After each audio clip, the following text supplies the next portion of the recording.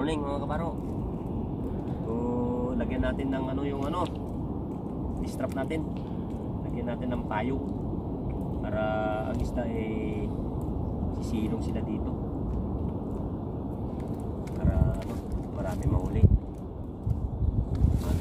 Ganyan pa siya.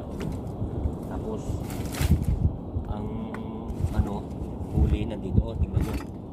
May huli na rin kami. Kita ko sa inyo para sa 6 na piraso yata ito. Ito na ang huli diba? Dami malalaki may ubod pa. Diba? Nilipat namin ngayon pala. Dito yung malapit na yung huli na yung School of Fisheries yan. Huli na yung Pangasinan. Ganda naman yung baklad na isa. Doon yung beach. Diba? Okay, like and